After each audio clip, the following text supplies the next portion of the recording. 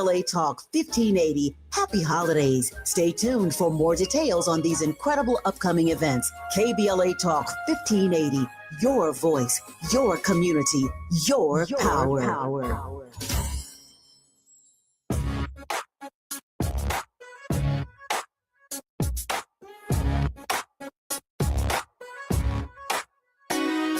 Jesse Jackson Jr. Show. Oh, oh, oh, oh, oh, the Jesse Jackson Jr. Show. Oh, oh, oh, oh, the Jesse Jackson Jr. Show. Oh, oh, oh, oh, the Jesse Jackson Jr. Show. Oh, oh, oh, oh, come on and talk with me. Come on and listen to me. Come on and talk with me. Come on and listen to me. Jesse Jackson Jr. It's Tenacious Tuesdays on the Jesse Jackson Jr. Show. I'm particularly excited about today's show, as I am just about every show that we do here on KBLA Talk 80. What an amazing news day. The White House is in absolute chaos over revelations of things said about the President of the United States by the Chief of Staff to the President of the United States, Susie Wiles. She has, well, more than suggested that working with the president is like working with a person on addiction, more specifically, an alcoholic. We're going to talk about that in part this afternoon on the Jesse Jackson Jr. Show. Our very special guest on Tenacious Tuesdays is Liz King, recently serving as Senior Equity Advisor Program Director for the Leadership Conference on Civil and Human Rights, a position she held from 2015 until 2025.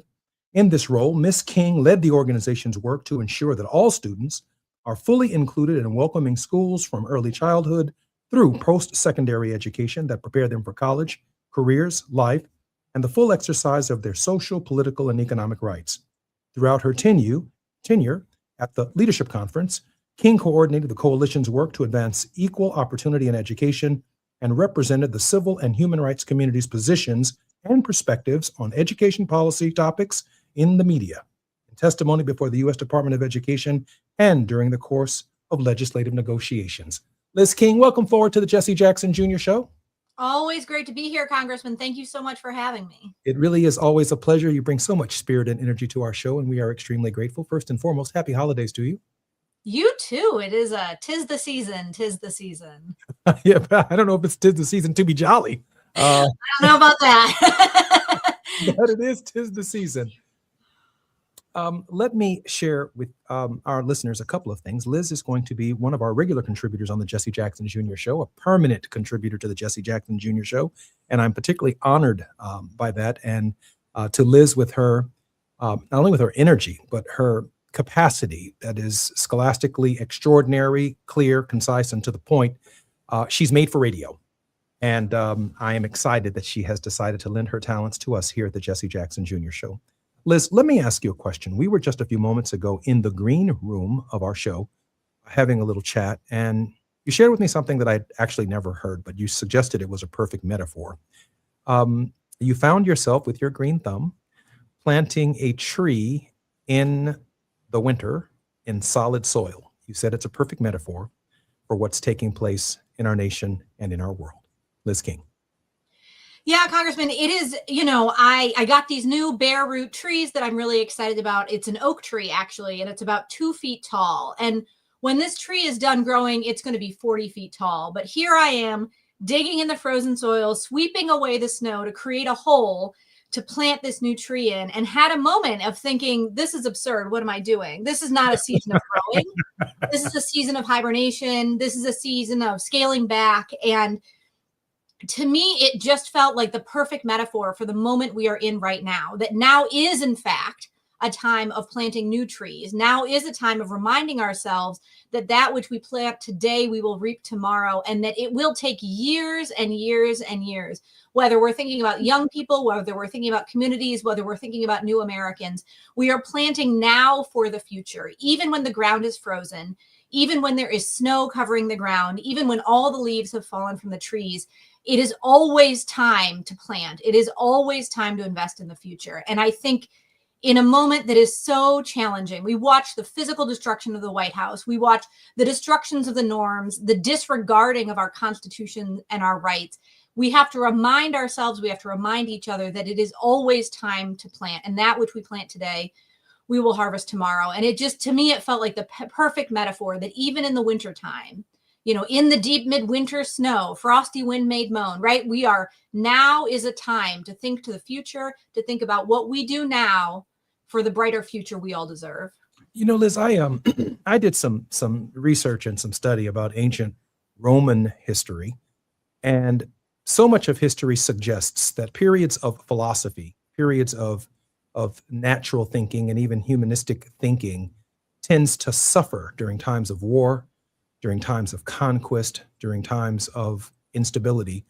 And it's certainly, with your tree planting analogy, it seems that you're going against the grain, that most people really aren't feeling, even reading a book, let alone philosophizing or thinking about planting trees. Maybe the only Americans who seasonally have to give thought to this idea are actually farmers who during the season are purchasing seed and trying to find the best prices for seed. They've already tilled the soil. They're thinking about the fertilizer. They're thinking about what the next crop might yield. Some of them are looking at the Farmer's Almanac and making some predictions about what the weather might be.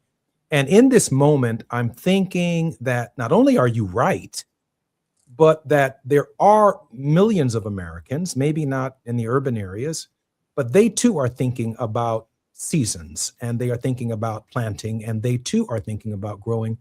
Is there any possibility we can join their thinking in what the future might hold for us as Americans, meaning all Americans, regardless of their race, sex, class, or their politics, blue or red? Absolutely. I mean, we're hearing stories of farmers who bought into an idea. They bought into whether it was racial resentment, whether it was economic frustration, whether it was the feeling of being ignored. They bought into, for example, the Trump agenda, and now are finding themselves on the losing end.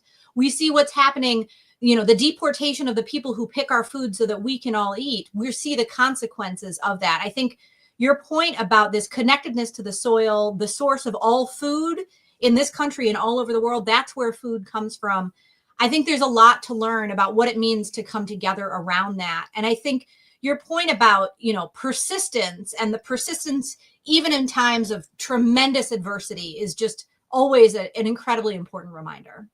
You know, Liz, I'm so grateful that you're going to be a regular contributor on the Jesse Jackson Jr. Show. When we come forward, we are going to talk about the tumultuous nature of what is taking place on this day in Washington, D.C., with the revelations from the Chief of Staff, Susie Wiles. I believe our producer, Gina Towns, has a wonderful clip to bring all of us who are listening up to date, and then we will begin an in-depth conversation with Liz King. More when we come forward on the Jesse Jackson Jr. Show on KBLA Talk. While you're stuck in traffic, we can at least bring you up to speed on the news of the day. You're listening to Jesse Jackson Jr. only on KBLA Talk 1580.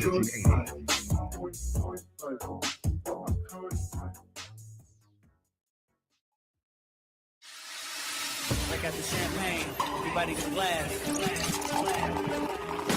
KBLA Talk 1580 congratulates our own Keith Underwood, host of the weekend entertainment show Black in the Green Room, on his recent honor at the annual National Arts and Entertainment Journalism Awards. Keith received a first place award presented by the Los Angeles Press Club for his entertainment reporting, and we couldn't be prouder. Congratulations, Keith, from all of us at KBLA Talk 1580.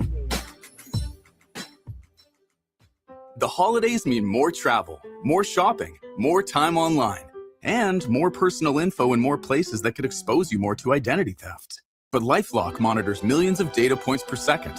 If your identity is stolen, our US-based restoration specialists will fix it, guaranteed, or your money back. Don't face drained accounts, fraudulent loans, or financial losses alone. Get more holiday fun and less holiday worry with LifeLock. Save up to 40% your first year with promo code NEWS. Visit lifelock.com. Terms apply. Your ambition just met its match with Robinhood.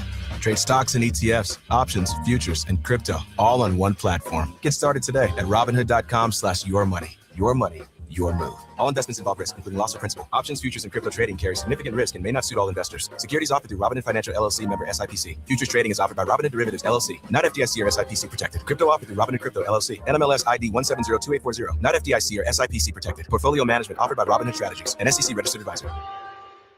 So you need last-minute gifts. No judgment.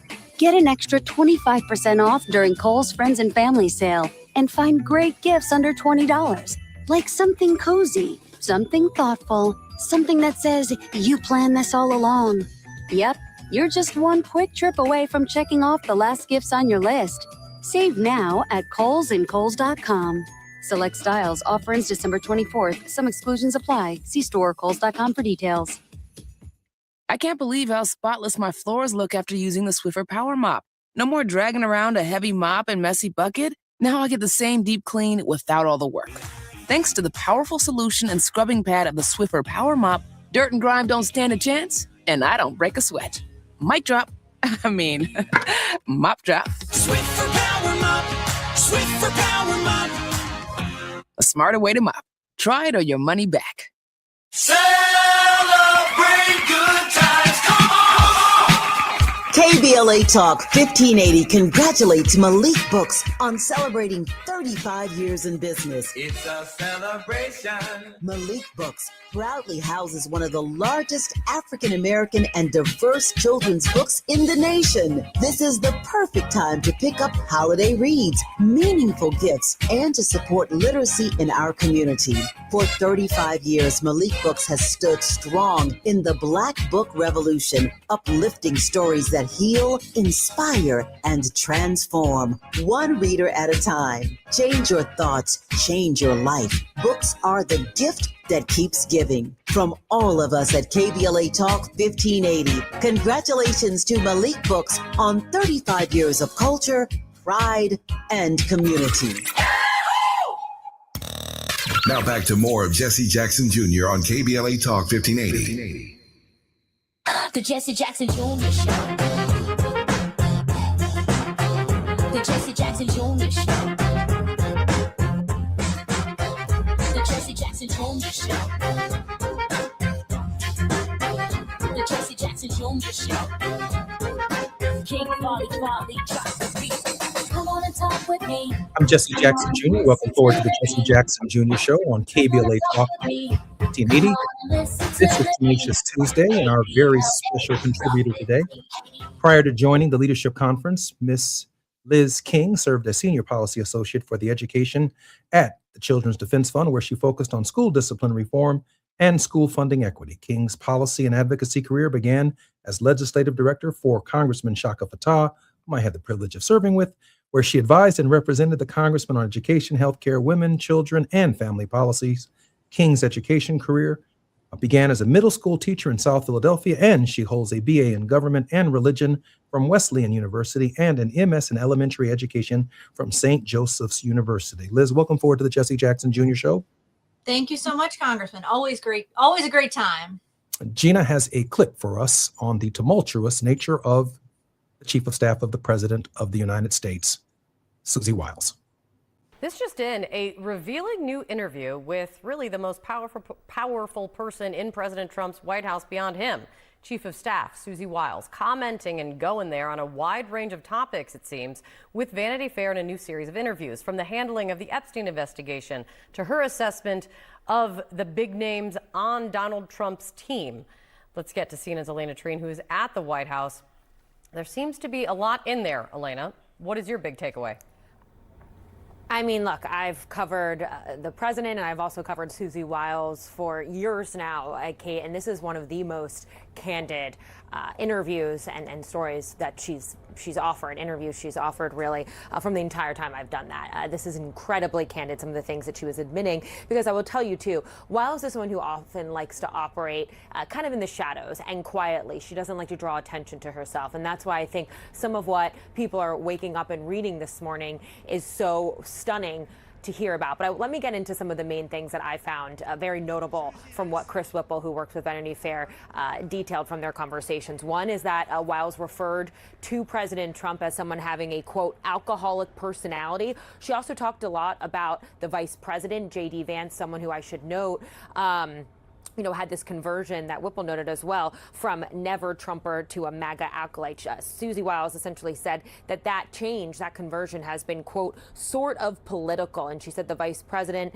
has been a, quote, conspiracy theorist for a decade. She also talked about Russell Vought. He is the White House budget chief, but he's also, of course, one of the architects of that notorious Project 2025 conservative blueprint for the future of the Republican Party, something that Trump had previously, of course, disavowed. She argued that Vought is, quote, a right-wing absolute zealot. And then she also went into a number of different things. One, she talked about Pam Bondi, the attorney general, someone who was one of her closest friends, I should note, in this administration. She argued that Bondi, quote, completely whiffed the handling of the Epstein files. She also talked about how the president, who came in and offered a series of pardons to really roughly 1,000 people who were convicted for their crimes on January 6th, she essentially admitted that she had urged the president not to pardon those who had committed violent crimes on January 6th and on the Capitol attack. She also talked about how she disagreed with him sometimes when it came to tariffs, saying that she had urged him to delay some of the tariffs that he ultimately announced. And it goes on. There's a lot of other areas where she kind of talks about kind of disagreeing with him, but also ultimately her role is as a facilitator rather than, past White House chiefs that we've seen, notably people like John Kelly during the president's first administration, who at times tried to hold him back. She sees as her job trying to kind of shape what he does, but also not preventing him from doing what he wants to do. One very notable quote as well that stuck out.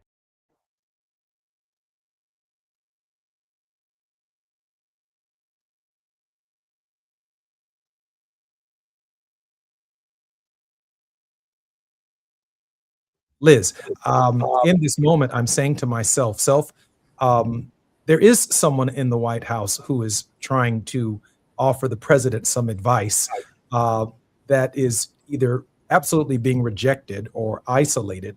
I went back to my childhood and I was thinking about the Flintstones and that little character that used to show up and pop on his shoulder and start whispering in his ear, hey, don't do this or don't do that. I think his name was it Gazoo? Kazoo. Oh, it's Kazoo. Yeah, Kazoo.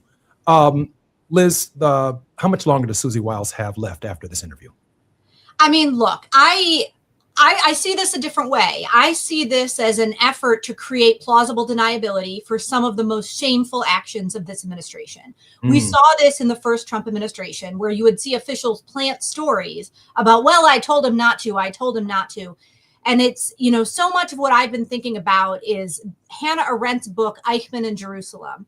And this idea that, well, I was only following orders. So she knew the destruction of USAID, which has cost lives and will continue to cost lives for generations, a horrible, horrible, indefensible, awful move. Here she is planning a story about, well, I didn't think you should do it. What did you do to stop it? What did you do to stop it? And so, yeah, I think we would all like to believe there are people whispering in his ear. We would like to believe the Lord Almighty is whispering in his ear, saying, don't do this, don't do that. But at the end of the day, these are people with deep institutional power who have made choices. And yes, she may be feeling bad about this story and she may become a casualty. And once again, we may see somebody else lose their job because of Donald Trump. But I do think it is worth asking the question whether there is growing recognition among President Trump and those proximate to him of their own need to have plausible deniability. We know that they will lose in the fullness of time. We know that history will not judge any of these individuals kindly. And they are looking to have these stories out there when they go to write their book, when there is an effort to, bring forward. We're seeing this in the military as well. We're seeing this effort to say, well, it wasn't me. I tried to stop it. And I do worry that that's what we're seeing right here, right now. What have you done? You said you thought this was a bad move. You still have your job. So that tells us how you made that calculus. So I'm going to join you on this journey down this plausible deniability theory. If Democrats regain control of the Congress next year, it's quite possible, in light of a wide-ranging interview like this, that the chief of staff to the president of the United States could very well be subpoenaed to answer a number of questions by a number of different committees as a result of a wide-ranging interview like this. Any thoughts on Democrats and their response to the veneer of Donald Trump actually breaking? Absolutely. We know that there are a whole lot of people who have a responsibility to hold this president accountable. Thankfully, what we're seeing is the fourth estate. The media is showing up and doing its job. And you, congressmen, have been doing your job with this radio show and making your listeners aware of what's going on and helping people to cut through all the noise and the chaos. And yes, Congress right now has an obligation. This is not a partisan question. The Constitution is very, very clear that the Congress has a responsibility to hold the executive in check. And the fact that these Republican members of Congress have abdicated that responsibility is not justified by their party affiliation. They are failing to do their constitutionally mandated job. And we see, a little crack here, a little crack there, or recognition. Well, maybe we'll ask some hard questions. Well, the Constitution is clear about their obligation. Now, the question, the hope, is that if different people are elected to the Congress, they will fulfill that constitutional mandate. They will restore the balance of powers, and they will ensure that our Constitution is being followed to the benefit of the American people. So I do absolutely hope that what we see is a change in congressional leadership and a commitment to the constitutional responsibility described in holding the executive accountable. Liz, let me ask a question about the other branch of government where Donald Trump actually resides and the Democratic alternatives that are being presented, or those candidates, those names that have been mentioned thus far. Have you heard anything in their platforms or their preliminary campaigns, and maybe it's just simply too early, that they are going to counterbalance what Donald Trump has done in less than 1 year as president of the United States, should they be elected president in 2028? Well, one thing I think that is incredibly important for anyone who would seek the highest office in the land, we are seeing obviously a massive abuse of power. But within that massive abuse of power, there is an indication that the executive in our president in our country has the ability to create policy and move quickly. And we have seen with President Biden, we have seen too often, we have been told to wait. We have been told to wait. We've been told that incrementalism is the way to go. And I think now the lesson is we need an ambitious agenda. There's sort of the euphemism of affordability. And you and I have talked about there are crises in this country. The care economy is in crisis. We need to do something. We need to do big, big things. We need to make sure that people who work a full day's work should be an honest day's pay that enables you to provide for your family, to have a safe, warm place to live, to have food to feed your family, access to medical care. and access to care as you grow older, or if you find yourself in a situation where you're dependent on the care of your family. And I think what I am going to be listening for, what I hope we are all listening for, is an ambitious agenda that is committed to equal opportunity and the really true American values of equal opportunity, justice, fairness, and equality. And that's what I'm going to be listening for. And that's what I hope we're all listening for from every elected official, from school board races to state house races to U.S. Senate, and then, of course, always the President of the United States. I'm listening for a candidate who has, with the support of the Brennan Center and, of course, you, Liz, and other think tank and thought leaders and influencers in Washington, D.C., for the 200 or more prepared executive orders that shouldn't take 2 months to pass, that ought be ready to be signed on day one as President of the United States. I really don't want to hear the lip service from a Democrat.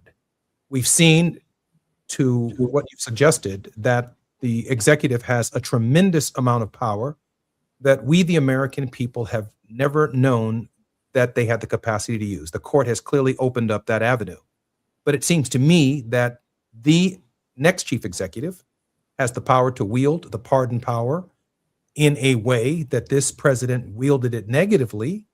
He could also wield it positively for men and women who've paid their debt to society, who don't have hundreds of thousands, if not millions of dollars to seek pardon from the President of the United States. There are dozens of executive orders at the National Institute of Health and the CDC that need to be enacted on day one. The entire vaccine committee that's responsible for what we're going through with respect to childhood vaccinations, there ought to be an executive order prepared already. And as far as I'm concerned, at any Democratic convention leading into the 2028 process, that ought to be the party's platform. Those 200 day one executive orders that restore some sense of normalcy to our government. Any thoughts on that, Liz?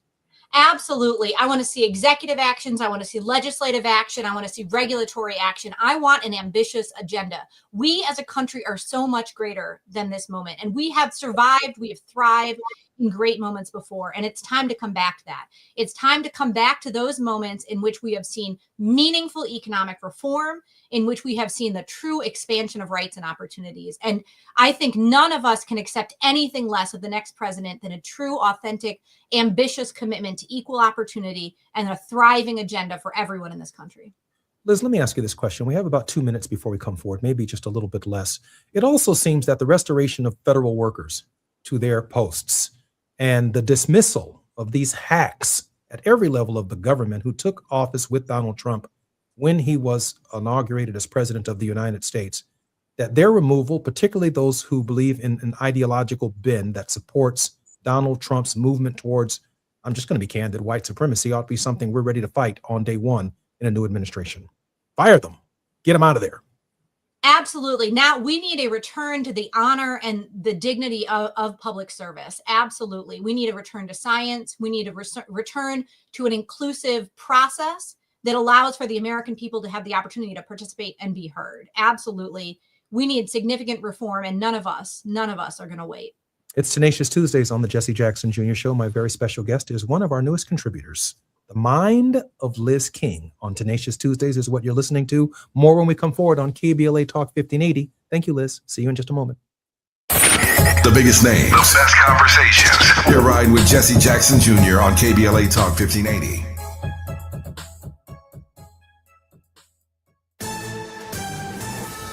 Amber Payton with BIN News Now. Black New York City Mayor Eric Adams is highlighting major wins as his term ends, pointing to reduced crime, more affordable housing, and no income tax for low-income residents. And I'm leaving back a proud record. His dropped federal corruption case raised eyebrows, with some accusing him of cutting a deal tied to Trump's immigration crackdown. Erica Kirk and Candace Owens called their first meeting productive after a lengthy conversation on Monday. They clarified past tensions and found more common ground than expected. Kirk, now CEO of Turning Point USA, hinted there's more to come from both. And the new owner of Michael Jordan's Highland Park mansion wants to turn it into a museum. Developer John Cooper unveiled the plan called Champions Point, sparking debate over traffic and noise. Supporters say it honors Jordan's legacy and boosts the local economy. A city committee voted 4-3 to keep the idea moving forward. Get BIN News now on demand 24/7 on the iHeartRadio app. Compassion sponsorship means food, healthcare, education, and most of all, being known, loved, and protected. There are thousands of kids waiting over a year. End their wait. Sponsor a child with compassion today. Text the word radio to 83393. This is the KBLA Sports Minute with Ray Richardson. A troubling season for the Clippers continues to generate more misery. They lost to Memphis last night, 121-103. 4 straight losses for the Clippers, who now have lost 8 straight at home. The Clippers haven't won a home game since October 31st against New Orleans. The loss to Memphis drops the Clippers to 6-20. If it wasn't for a 5-22 New Orleans, the Clippers would be at the bottom of the Western Conference. The Lakers are off until Thursday night in Utah at 18-7. The Lakers have the 3rd best record in the West. Luka Doncic still leads the NBA in scoring with 34.7 points per game. The Rams will not have wide receiver Devontae Adams for Thursday night's showdown game at Seattle. Adams suffered a strained hamstring in Sunday's win over Detroit. The Rams are considering resting Adams for the final 3 regular season games to make sure he's healthy for the playoffs. No debates, no speculation, just the info you need. That's your KBLA Sports Minute. I'm Ray Richardson. More news, opinions, and conversation when we come forward on KBLA Talk 1580.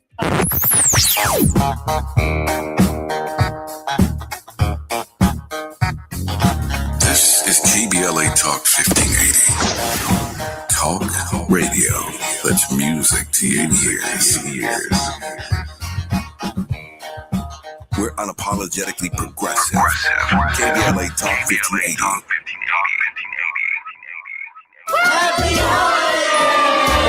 This holiday season, KBLA Talk 1580 wishes you and yours joy, peace, and prosperity. As we celebrate with family and friends, we're already looking forward to an exciting first quarter, packed with must-attend events to kick off the new year just right. In January, join us for our inaugural Brotherhood Brunch, bringing together community leaders, change makers, and everyday people for inspiration and connection. February means it's time for our signature Black History Month luncheon, a powerful celebration you won't want to miss. And in March, Women's History Month, we're once again hosting our State of Black Women in Los Angeles Symposium and Luncheon, addressing the issues that matter most inside our community. From all of us at KBLA Talk 1580, happy holidays. Stay tuned for more details on these incredible upcoming events. KBLA Talk 1580, your voice, your community, your power. If a Lenovo computer for your business is on your holiday list, don't shop around. Just go directly to the source, Lenovo.com. It's your last chance to get exclusive deals on the PCs you want for your business, like the ThinkPad X9 14 Aura Edition and Yoga 7i 2-in-1. So avoid all that shopping chaos and price comparing, and just go directly to the source, Lenovo.com, where PCs are up to 35% off. That's Lenovo.com. Lenovo. As a mom, comforting my family is what I do best. Vicks Vapor Stick provides soothing, non-medicated Vicks vapors in an easy-to-apply stick, and it dries fast, so there's no mess. I use it to comfort myself and my family. Thanks, Mom. Vicks Vapo Stick, soothing comfort for the whole family. And try Vicks Vapo Shower Max for steamy Vicks vapors when you need more comfort for yourself. Use as directed. This is the story of the one. As the purchasing manager at a manufacturing plant, she knows the only thing more important than having the right safety gear is having it there when you need it. That's why she partners with Grainger for auto reordering, so her team members can count on her to have cut-resistant gloves on hand, and each shift can run safely and efficiently. Call 1-800-GRAINGER, click Grainger.com, or just stop by. Grainger, for the ones who get it done. An official message from Medicare. Couple more minutes, and we'll start this month's book club. You know, I usually love a plot twist, but this year, I'm comparing my options during Medicare open enrollment. You can't assume your current health or drug plan is the best one for you. And you got to make sure your drugs are covered. That's important. So is saving money. Review all your options at Medicare.gov. Open enrollment ends December 7th. Paid for by the U.S. Department of Health and Human Services. You're listening to Jesse Jackson Jr. on KBLA Talk 1580. The Jesse Jackson Jr. Show. The Jesse Jackson Jr. Show. The Jesse Jackson Jr. Show. The Jesse Jackson Jr. Show. King Volley drops the beat. Come on and talk with me. Come on and listen to the me. Come on and talk with me. Come on and listen to the me. KBLA Talk 1580. I'm Jesse Jackson Jr. on KBLA Talk 1580. Liz King, former Education Equity Senior Program Director for the Leadership Conference on Civil Rights, a position she held from 2015 to 2025. In this role, Ms. King led the organization's work to ensure that all students are fully included in welcoming schools from early childhood through post-secondary education to prepare them for college, careers, life, and the full exercise of their social, political, and economic rights. Liz, welcome forward to the Jesse Jackson Jr. Show. Always great to be here. Always great to be here. Liz, can I pivot to education for a moment? Of course, always. But I do want to start with electoral matters with respect to education. Are you seeing, I know everyone in the world is running for Congress. I know everybody wants to be a senator. I get it. Everybody wants to be president and only one person gets the job. In fact, it's more difficult to get a position on an NBA basketball team.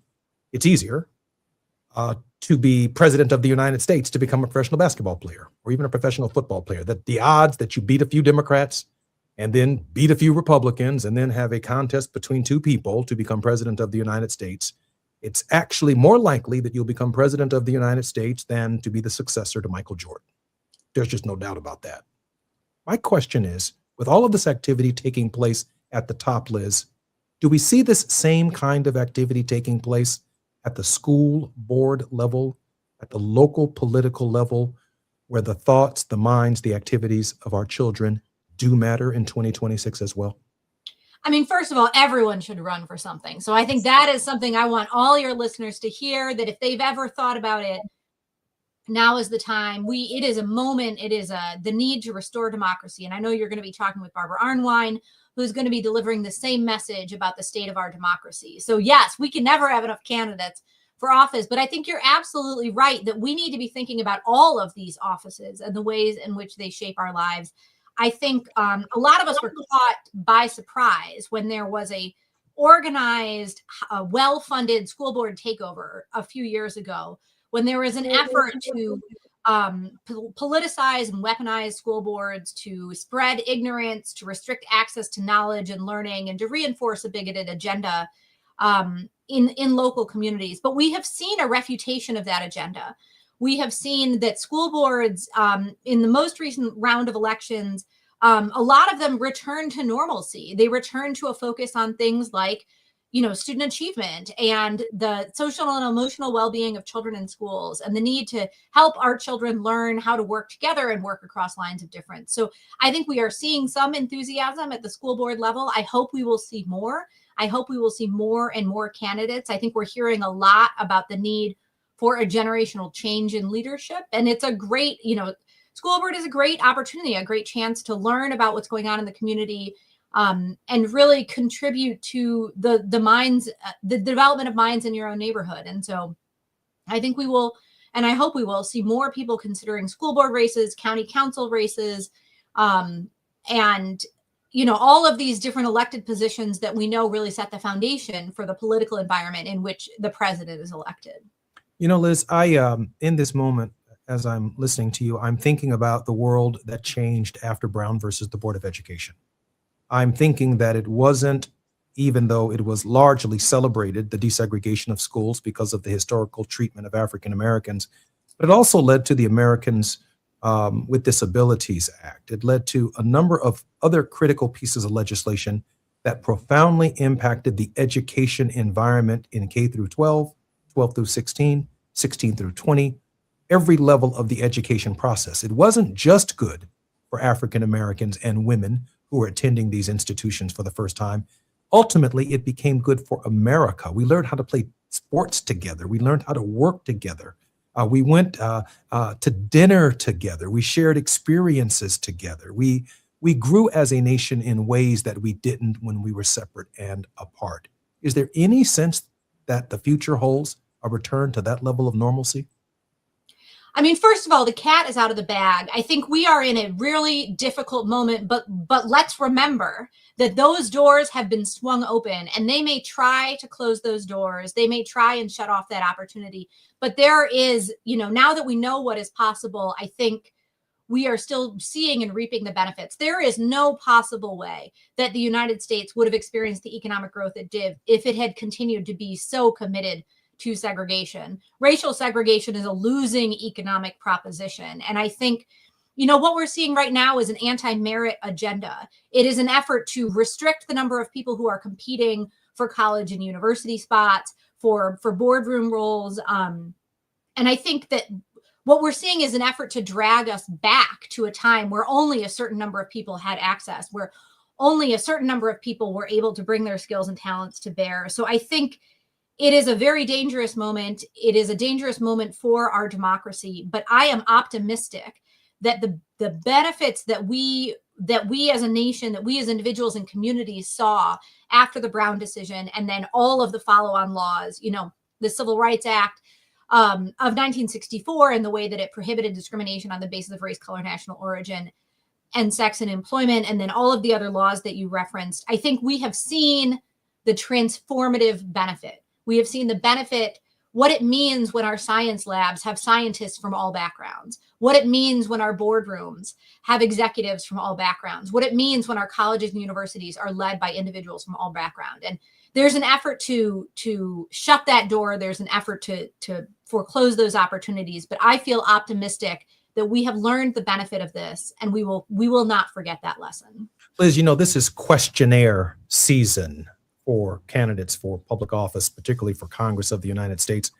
And I'm getting dozens of them. And I was reading this one on traditional family values. And to go back to my Fred Flintstone caveman kind of analogy, the more I read it, I concluded that this kind of Jurassic thinking has something to do with that infamous cartoon of a caveman with a club grabbing a woman by her hair and dragging her back into the cave. And when I read some of these questionnaires that speak about traditional family values, Black women in the federal government have taken a major hit by the cuts from Donald Trump.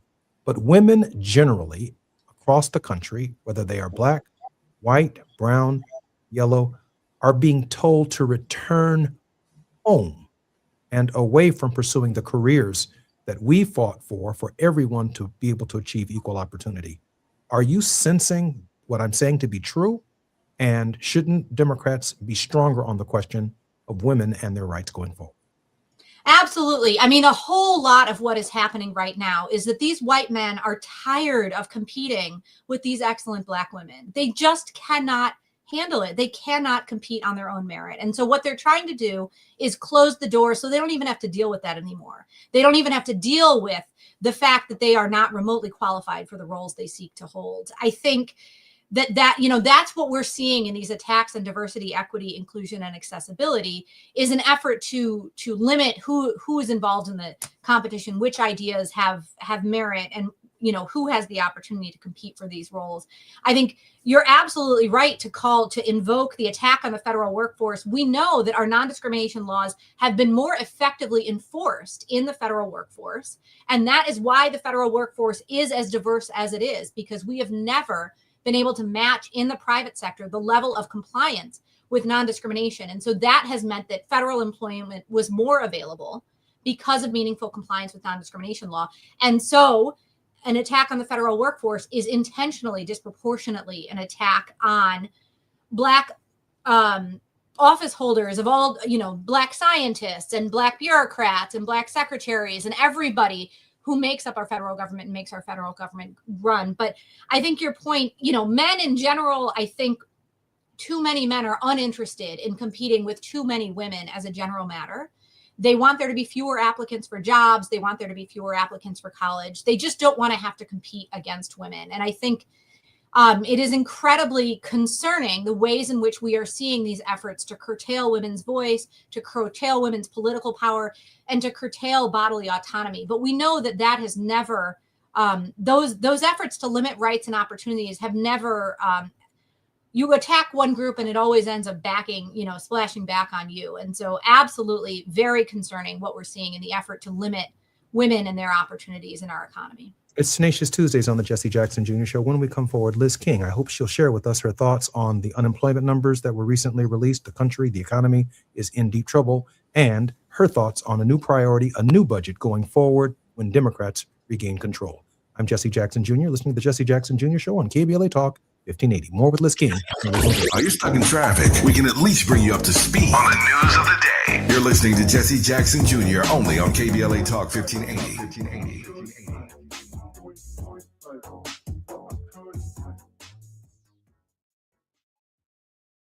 Established in 2020 during a time of deep racial unrest across our state and country, the Black Freedom Fund was created to make sure that leaders and organizations working to support Black communities and build power have the resources they need to stay in the fight for the long haul. We believe that those closest to the issues impacting our communities know best how to solve them. That's why in just the last 5 years, we've granted more than $45 million to over 200 grassroots organizations across California. That is the largest collective investment in Black organizing in history, and we're just getting started. We are clear-eyed and committed, more now than ever, to our people, our power, and our possibility. Join us in creating a future where Black people harness their full power to shape their lives and realize a just world for all. Learn more at fundblackfreedom.org. That's fundblackfreedom.org. The Black Freedom Fund is proud to sponsor Conversation Live Altadena Rising with James Farr on KBLA Talk 1580. It's never too early to start talking about money in realistic ways with your kids.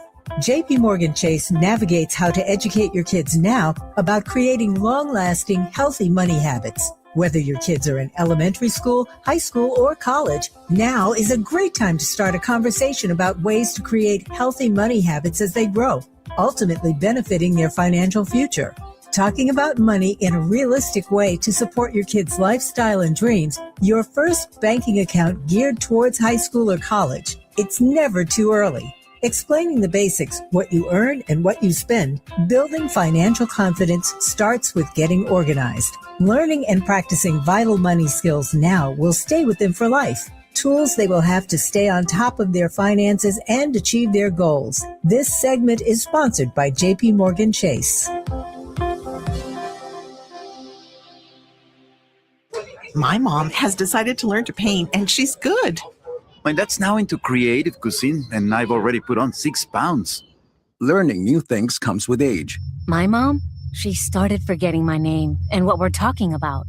Forgetting well-known things doesn't. Memory loss may be a sign of Alzheimer's disease. Early detection gives you and your loved one time to plan for the future. Learn the warning signs of Alzheimer's at 10signs.org. Brought to you by the Alzheimer's Association and the Ad Council.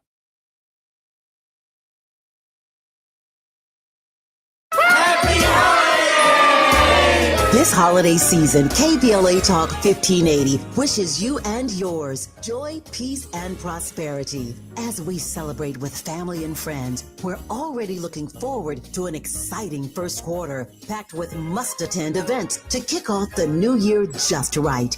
In January, join us for our inaugural Brotherhood Brunch, bringing together community leaders, change makers, and everyday people for inspiration and connection. February means it's time for our signature Black History Month luncheon, a powerful celebration you won't want to miss. And in March, Women's History Month, we're once again hosting our State of Black Women in Los Angeles Symposium and Luncheon, addressing the issues that matter most inside our community. From all of us at KBLA Talk 1580, happy holidays. Stay tuned for more details on these incredible upcoming events. KBLA Talk 1580, your voice, your community, your power. Texting privacy policy and terms and conditions posted at textingterms.us. Texting enrolls you for recurring automated text marketing messages. Message and data rates may apply or apply. Stop, opt out. Hey man, how did the date go? I had to cancel. I don't get paid until Friday. You didn't know that you could get up to a $750 paycheck advance with the Current app? Where was that information yesterday? All you have to do is download the app, see if you qualify. $750. Boom. You think I should call her back? Yeah. I'm going to do it. All right. Need money before payday? Current has you covered. Set up an eligible direct deposit to see if you qualify for a paycheck advance of up to $750. Get ahead with Current. Text ACTION to 323232 to sign up today. That's ACTION to 323232. ACTION to 323232. ACTION to 323232. Paycheck advance is offered by FindCo Advance LLC, a financial technology company, not an FDIC-insured bank. Eligibility and available amounts may vary and are subject to change at any time. For full terms and conditions, visit current.com or call 1-888-851-3177 for more information. 1 year ago, flames tore through Altadena and Eaton Canyon, changing lives forever. From the ashes, can a beloved community rise stronger? Hi, I'm Dominique DePrima, host of First Things First, weekday mornings, 6 a.m. to 9 a.m. here on KBLA Talk 1580.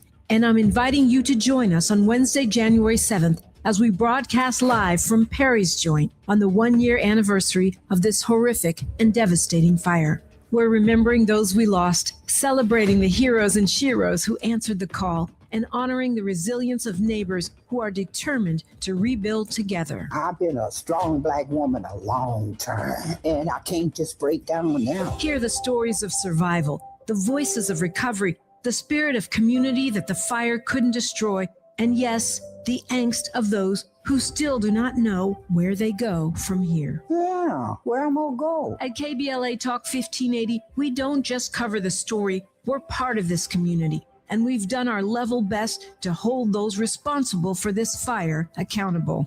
And 1 year later, we're still standing together. It is my hopes that Black people will rebuild those homes. So join us live at Perry's Joint, 2051 Lincoln Avenue in Pasadena, 6 a.m. to 9 a.m. on Wednesday, January 7th, as we commemorate the 1-year anniversary of the Altadena Eaton Canyon fire.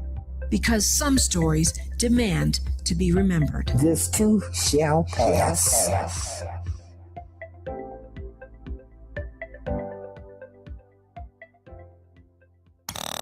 Now back to more of Jesse Jackson Jr. on KBLA Talk 1580. The Jesse Jackson Jr. Show. The Jesse Jackson Jr. Show. The Jesse Jackson Jr. Show. The Jesse Jackson Jr. Show. King Quality drops the beat. Come on and talk with me. Come on and listen to me. Come on and talk with me. Come on and listen to me. KBLA Talk 15. I'm Jesse Jackson Jr. Welcome forward to the Jesse Jackson Jr. Show. Our very special contributor in this hour has been Liz King. Liz, welcome forward to the show. Thank you, Congressman. Always great to be here. Liz, America's job market, according to CNN, just got some troubling news. The U.S. economy lost 105,000 jobs in October and added 64,000 jobs in November. The Bureau of Labor Statistics reported Tuesday the unemployment rate rose to a 4-year high of 4.6%. Almost all economic reports from the Bureau of Labor Statistics and the Census Bureau have been delayed due to the historically long federal government shutdown, which hamstrung data collection. But the October report now marks the first time in almost 8 decades that a monthly snapshot has not included the unemployment rate. The Census Bureau also reported October retail sales remain flat, the lowest reading in 5 months. I was at an event this past weekend where Dr. Janera Walters out of Kankakee County, Illinois, was speaking about education and the state of education. And I've got this theory after hearing her speak that I'd like to bounce off of you, that the 105,000 jobs that were lost in October and the 64,000 jobs that were gained are jobs that are shifting from the way in which we are teaching children K through 12, 12 through 16, and 16 through 20 to a very different economy than the ones that we were preparing them for in K through 20. Meaning, at least from my perspective, in this AI high-tech environment, we are not training most Americans for a future that is inevitable. that education itself is not keeping up with where the job market is going. And ultimately, that can only lead to tremendous disparities in wealth, in home ownership, in savings down the road that this administration and that future administrations, this administration is not contending with, and future administrations absolutely will have to. Liz, your thoughts on the shifting economy?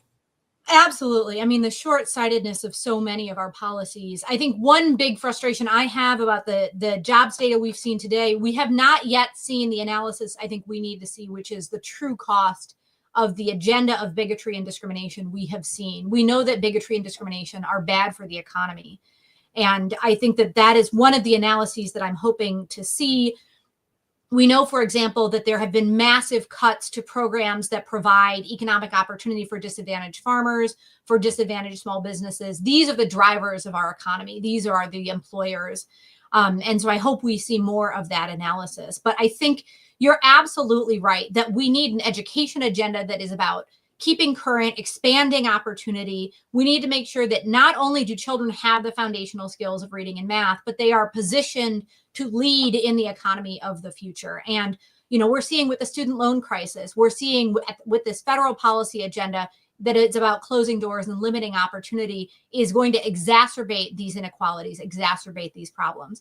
I also hope what we see is a commitment in our economy and a commitment in our education system to providing for those roles that will never be displaced by AI, which again brings us back to your point around the care economy. And we need to make sure that we have those people who are educated to help us all to care for an aging population and ensure dignity and opportunity, aging in place, for example. And I think all of these pieces need to come together. We need to make sure that people have access to basic skills that enable them to be consumers of information. We need the foundational access to high-tech careers, and then ensuring our care economy, that we are preparing the educators for the future. All of that, I think there's a lot of work to be done. And to your point earlier, we need to see presidential candidates who are committed to an ambitious agenda on day one that will solve these problems and really move us forward into the future while they repair so much of the harm that has been done.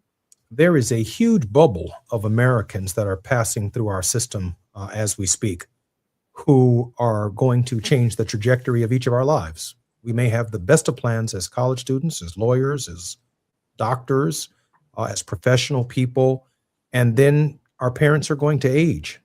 Something is going to happen that's going to force a change in your career, a change in your life savings, maybe even the source of your own wealth, your home, may have to be mortgaged to provide care for a loved one. There is no doubt in my mind that this kind of discussion needs to take place with national vision.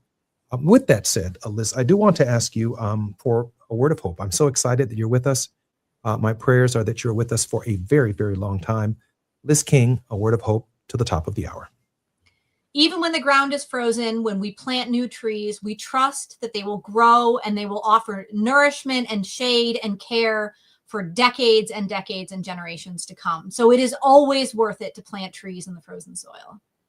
I have to remind myself that Liz is also a seminarian and a seminary graduate, so she gives thought to these very profound, reflective questions, even in the context of policy. Liz, welcome to the Jesse Jackson Jr. Show. You know you're always here, and you're always in our hearts and prayers. Happy holidays.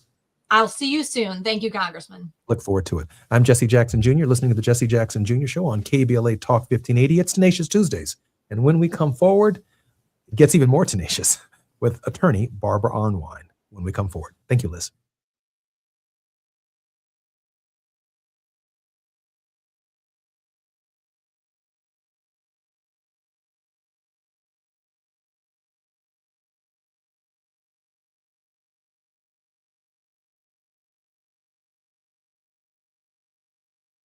KBLA 1580 Santa Monica.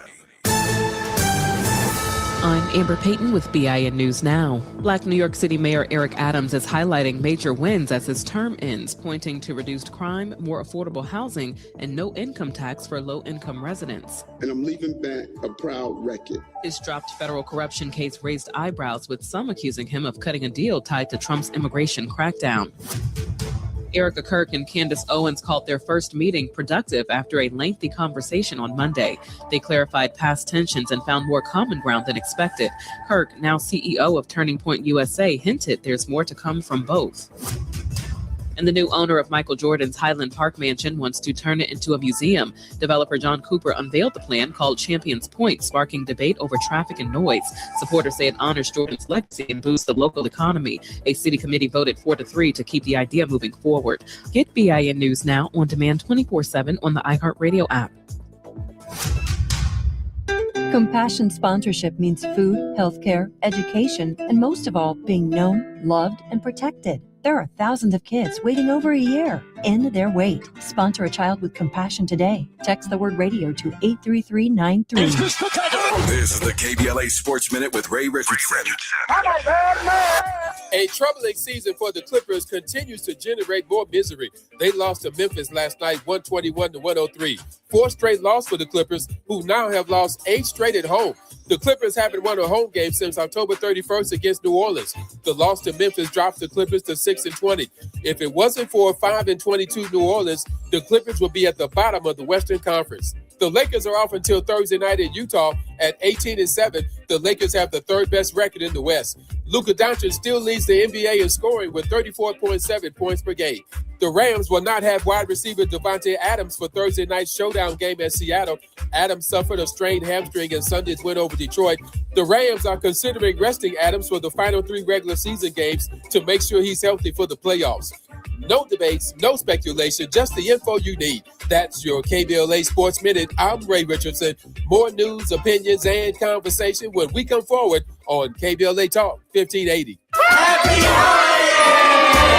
This holiday season, KBLA Talk 1580 wishes you and yours joy, peace, and prosperity. As we celebrate with family and friends, we're already looking forward to an exciting first quarter, packed with must-attend events to kick off the new year just right. In January, join us for our inaugural Brotherhood Brunch, bringing together community leaders, change makers, and everyday people for inspiration and connection. February means it's time for our signature Black History Month luncheon, a powerful celebration you won't want to miss. And in March, Women's History Month, we're once again hosting our State of Black Women in Los Angeles Symposium and Luncheon, addressing the issues that matter most inside our community. From all of us at KBLA Talk 1580, happy holidays. Stay tuned for more details on these incredible upcoming events. KBLA Talk 1580, your voice, your community,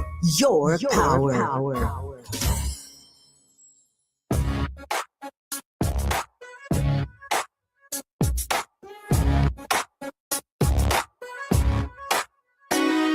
The Jesse Jackson Jr. Show.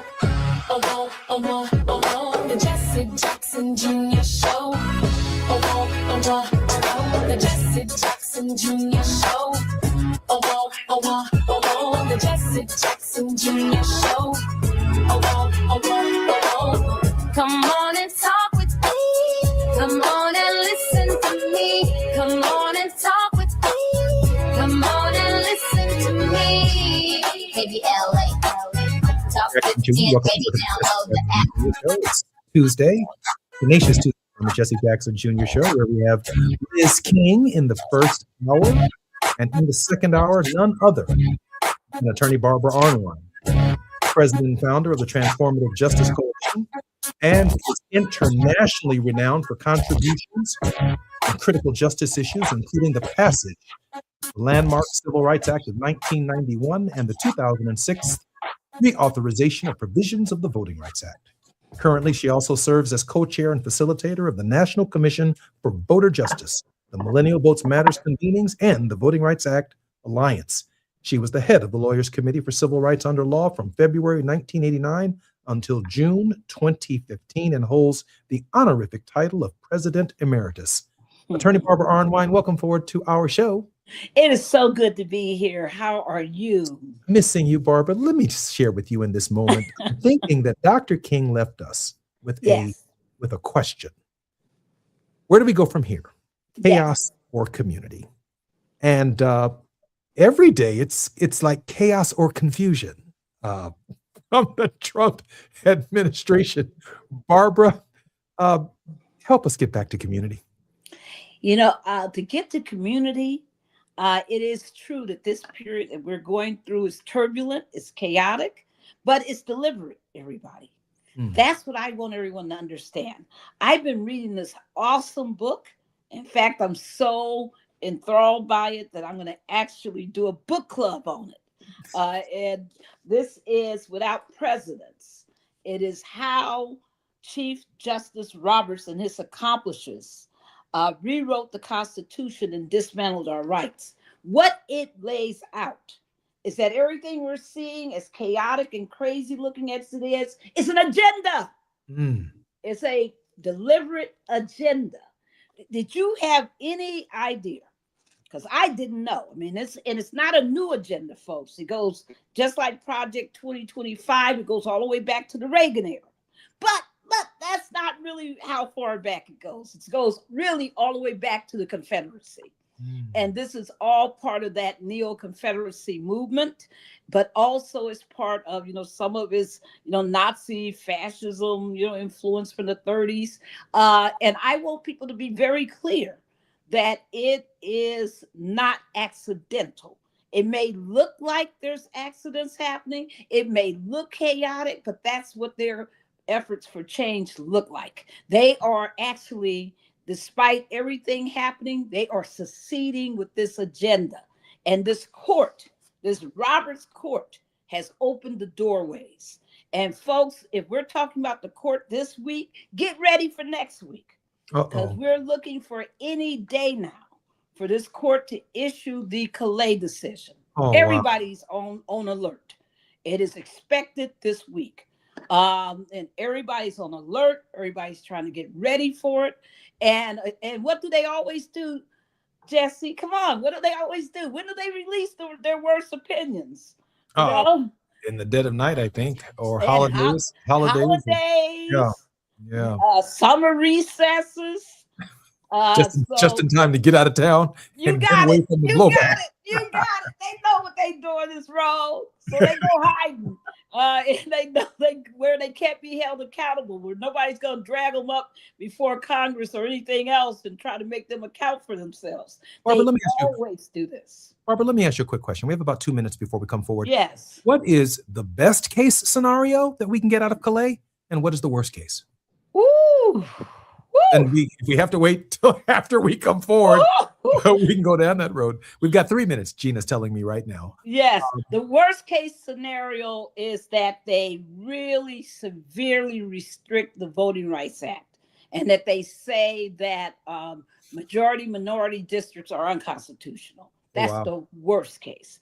The best case scenario is that they would do the status quo. They ain't doing that. They made that quite clear. They're not going to do the status quo.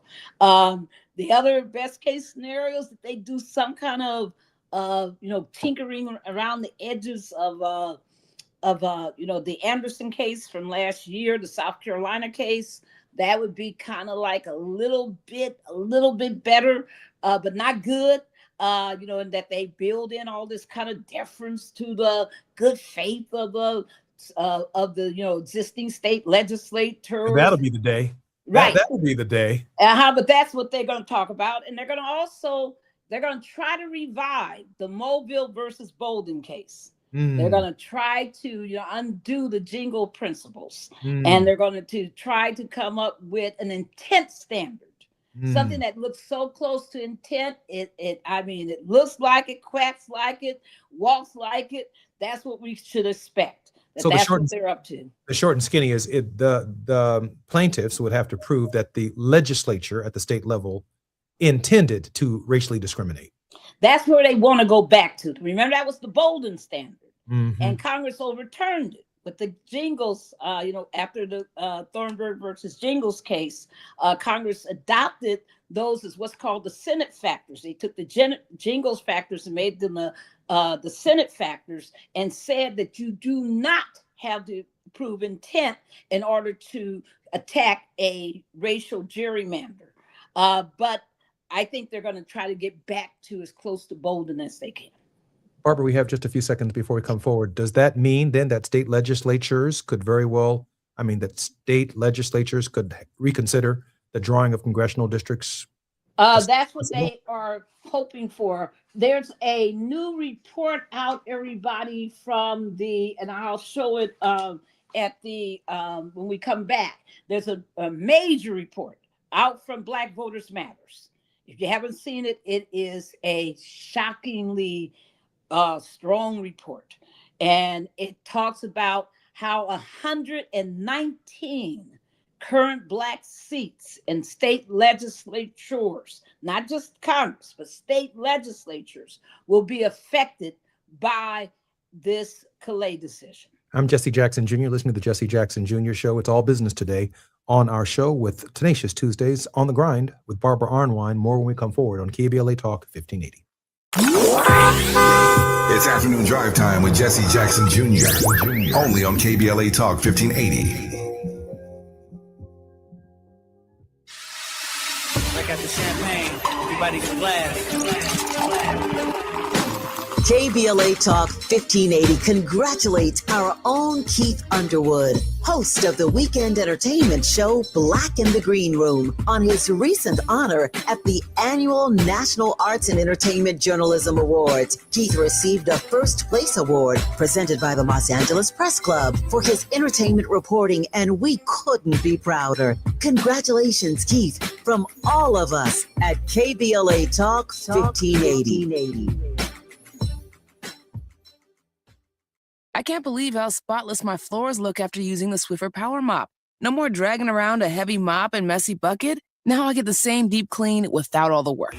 Thanks to the powerful solution and scrubbing pad of the Swiffer Power Mop, dirt and grime don't stand a chance, and I don't break a sweat. Mic drop. Mop drop. Swiffer Power Mop. Swiffer Power Mop. A smarter way to mop. Try it or your money back. Celebrate good times. Come on.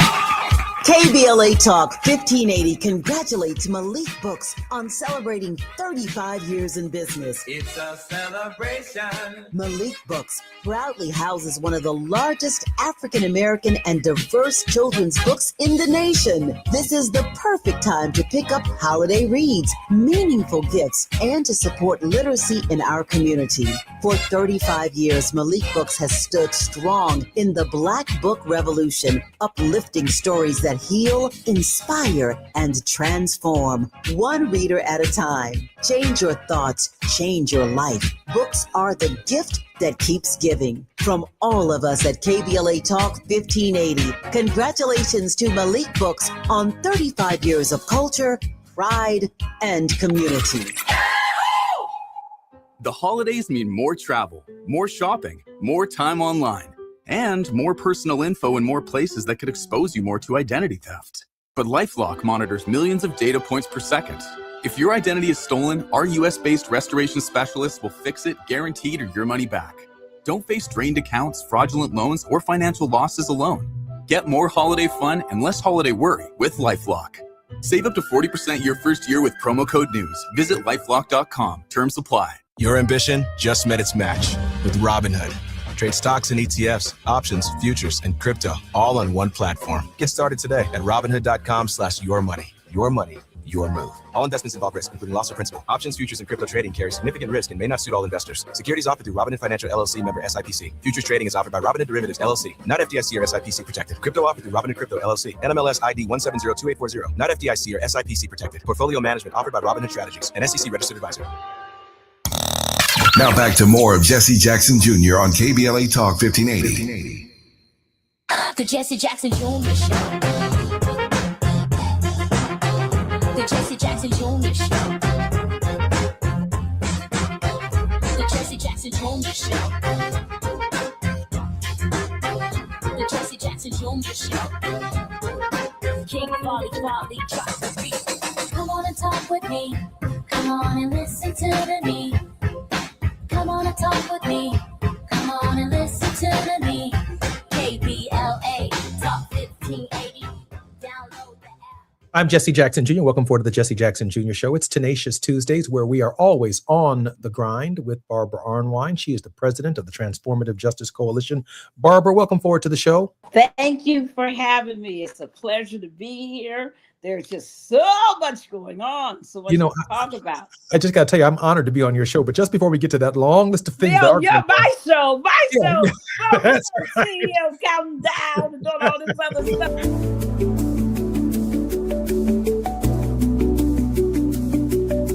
That's all right. That is so wrong. My show. I can't hear you.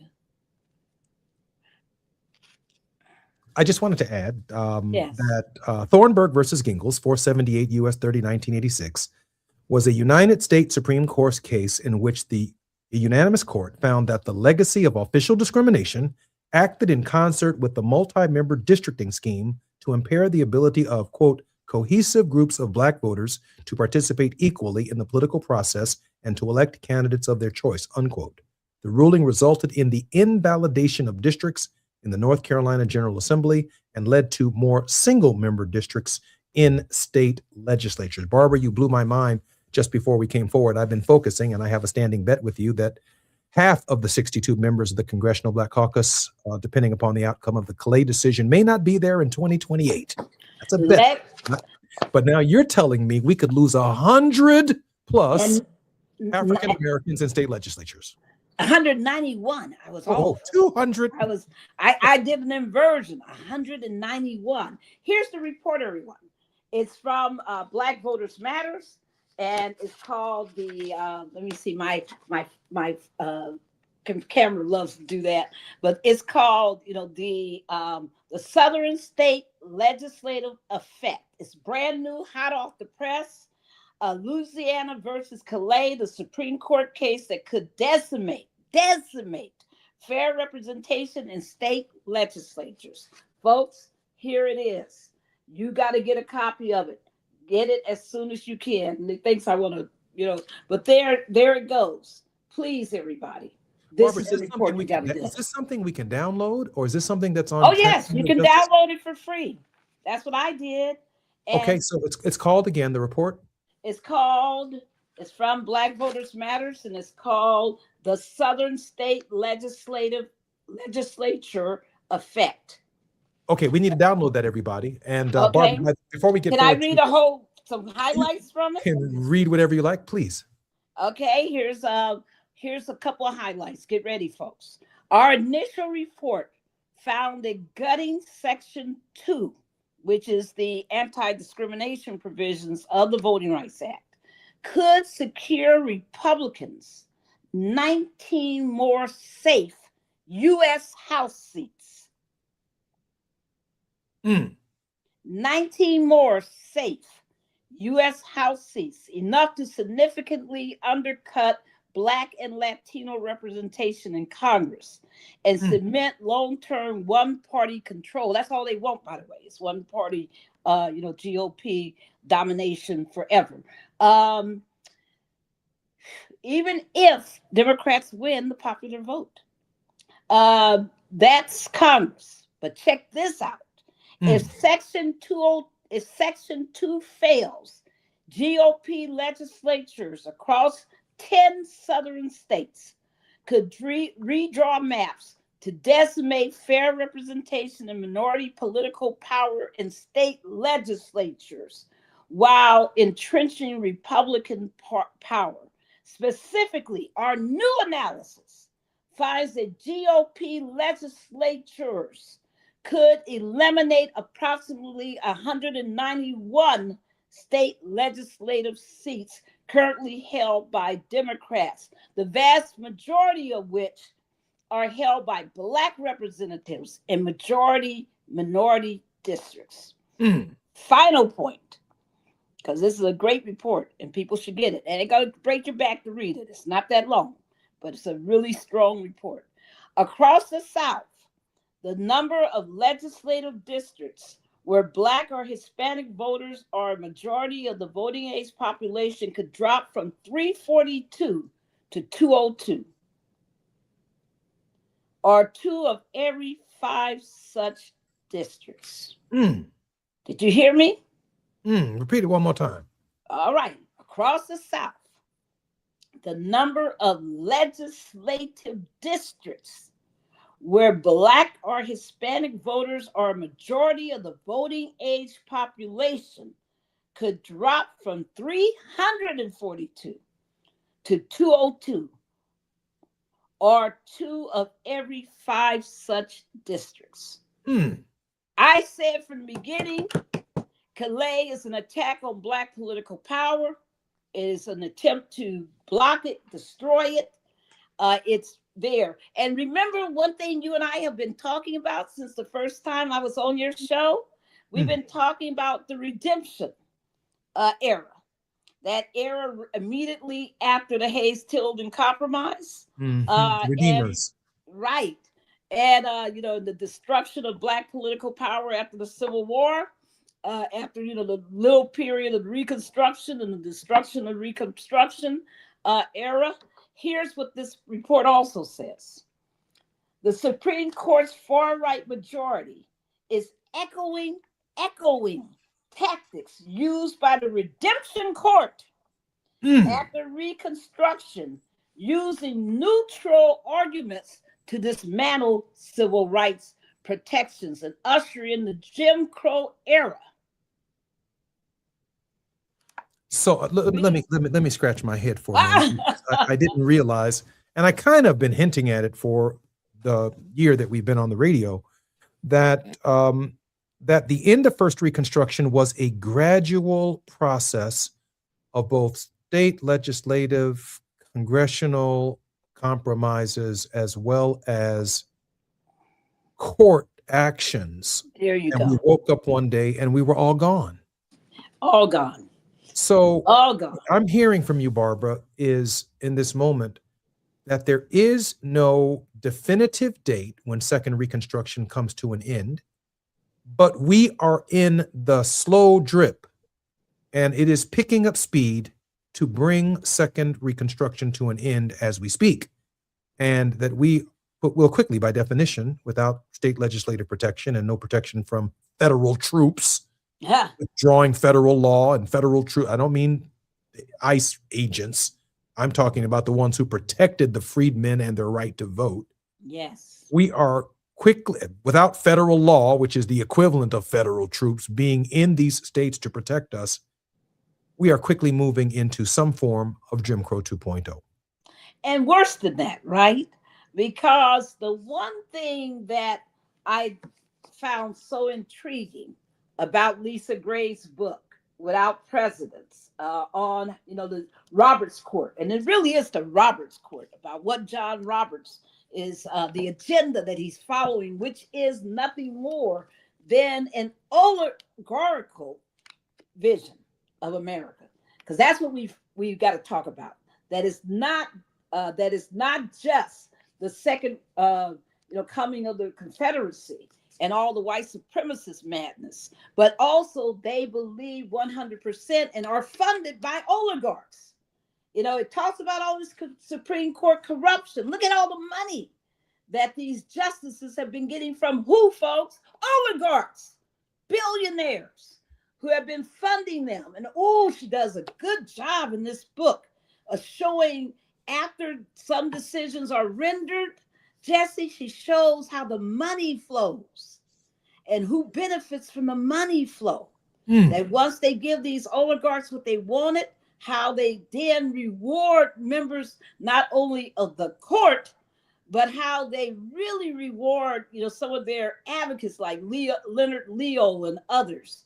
One thing she does here that blew my mind, because I sat across from this man called C. Boyden Gray. I sat across from him when we were arguing for the restoration of the 1964 Civil Rights Act and what we were trying to then call the Civil Rights Act of 1990. And it goes into his family. And Jesse, these are people who were firm Confederates and never gave up. Never gave up during the 1940s when Truman was trying to desegregate in the 50s, trying to desegregate the military. They were in there undermining it, his family. And it's like, they pass this evil on from generation to generation. We will come back. We will beat us. We will dominate again. We will put those N words in their places. I mean, this is who these people are. We make a mistake thinking that they're just white supremacists. They're also captured, totally captured and beholden to the oligarchs. The book is Without Precedent by Lisa Graves, How Chief Justice Roberts and His Accomplices Rewrote the Constitution and Dismantled Our Rights. Barbara, I'm certainly hopeful that you'll bring part of your book club on Without Precedent to the Jesse Jackson Jr. show. Let's do that. Listen, this show is absolutely yours. Barbara, is there any concern that we should have? Because I was listening to a Facebook post the other day, one of these, I think a TikTok version, that, and I want to think it was by one of the prominent African-American pollsters, who was like just sounding the negative news on how everything without the Supreme Court that we have fought for is dead, that we simply have to have the court on our side, interpretively on the question of the Constitution. And that we took our movement took its eyes off of the court itself. And hence, we don't care if the Heritage Foundation has lists of candidates that are in kindergarten right now that they're grooming to be on the Supreme Court. Maybe the Brennan Center, maybe the National Bar Association or the American Bar Association, or maybe Harvard might give birth to some progressives for the court. But we don't think interpretively about how these federal judges have the final say over our liberties and freedoms. Well, it's fascinating. It's always, ever since I stepped foot into the DC as a civil rights, quote, leader, ever since I did that in 1989, I've been taken by how naive our side is. Check this out, everybody. In 2000, when the fight for Bush versus Gore was going on, there was somebody who was dispensed and somebody who was sent down to Florida to fight to make sure that the full vote would never happen. Because if the full vote had happened, Bush would have lost. And who was sent to be part of the legal team, his name was John Roberts. But guess else who was there? Try a Brett Kavanaugh. Try a Amy Coney Barrett. They were all part of the same legal team in 2000. Wow. The die of this wool has been cast for a long time. It didn't just happen in this, quote, MAGA era. MAGA is an evolution of this white supremacist, oligarchical, hate-filled, new movement. But its die was cast. Barbara, what you've made clear to us is that this is a plan, that it is a plan. Yes. It is a long operated plan. There you go. Maybe, now you're going to be mad at me when I say this, though.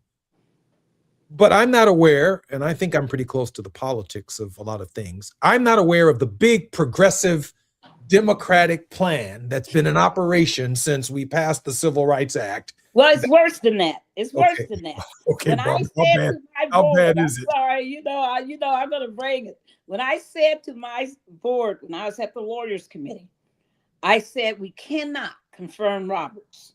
We cannot support him. In fact, we need to oppose him because John Roberts is part of a cabal. They have an agenda. They want to destroy the Civil Rights Act. They want to destroy the Voting Rights Act. That's all he ever has done in his life is talk about destroying the Voting Rights Act. Barbara, but do we have a cabal? Do we have a cabal? Am I missing the meeting? Am I not getting an invitation? No, hold on. Let me finish. Okay. Let me finish. Okay. And when I said that, I had members of my board say, oh, John Roberts is a good man. I've been to his house for dinner. Barbara, I got to go. I'm Jesse Jackson. We'll talk about Barbara with her friends at John Roberts' house when we come forward on KBLA Talk 1580.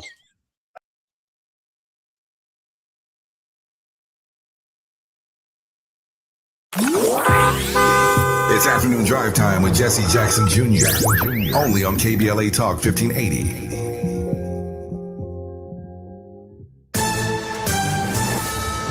I'm Amber Payton with BIN News Now. House Republicans have unveiled a health care bill that excludes an extension of Obamacare subsidies, which are set to expire at year's end. The Lower Health Care Premiums for All Americans Act, which will be on the floor tomorrow, is the first big step to lower premium cost. Speaker Mike Johnson says he expects no Democrat support. Without action, premiums could spike for 22 million Americans. Whoopi Goldberg is slamming President Trump for his, quote, shameful, end quote, comments about the late Rob Reiner and his wife, Michelle, after their tragic deaths. On The View, she called out his lack of empathy after he claimed Reiner died from, quote, Trump derangement syndrome, end quote. And Donna Summer, the queen of disco, has been posthumously inducted into the Songwriters Hall of Fame. Known for hits like Love to Love You Baby and I Feel Love, she was honored at a Los Angeles ceremony attended by her husband and daughters. I'm Amber Payton with BIN News Now. Compassion sponsorship means food, healthcare, education, and most of all, being known, loved, and protected. There are thousands of kids waiting over a year. End their wait. Sponsor a child with compassion today. Text the word radio to 83393. This is the KBLA Sports Minute with Ray Richardson. A troubling season for the Clippers continues to generate more misery. They lost to Memphis last night, 121-103. 4 straight losses for the Clippers, who now have lost 8 straight at home. The Clippers haven't won a home game since October 31st against New Orleans. The loss to Memphis drops the Clippers to 6-20. If it wasn't for a 5-22 New Orleans, the Clippers would be at the bottom of the Western Conference. The Lakers are off until Thursday night in Utah at 18-7. The Lakers have the 3rd best record in the West. Luka Doncic still leads the NBA in scoring with 34.7 points per game. The Rams will not have wide receiver Devontae Adams for Thursday night's showdown game at Seattle. Adams suffered a strained hamstring in Sunday's win over Detroit. The Rams are considering resting Adams for the final 3 regular season games to make sure he's healthy for the playoffs.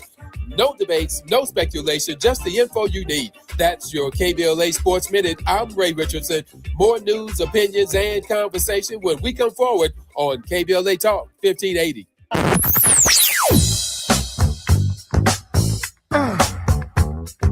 This is KBLA Talk 1580. Talk radio. That's music to your ears. We're unapologetically progressive. KBLA Talk 1580. We've got a lot to talk about. I'm Reverend Gerald, the life coach. Is someone you love struggling with addiction and mental illness? Is improving your family's health important? Want to leave a legacy that your family can grow? Are you ready to enhance your perception of life experiences? Then wake up weekends at 7 a.m. with Urban Family Focus and get the wisdom, opportunity, resources, and motivation to live your best life. Join the conversation on Urban Family Focus Saturday and Sunday at 7 a.m. Unapologetically progressive. KBLA Talk 1580. We've got your black. So you need last-minute gifts. No judgment. Get an extra 25% off during Kohl's Friends and Family Sale and find great gifts under $20. Like something cozy, something thoughtful, something that says, you planned this all along. Yep, you're just one quick trip away from checking off the last gifts on your list. Save now at Kohl's and Kohl's.com. Select styles. Offer ends December 24th. Some exclusions apply. See store or Kohl's.com for details.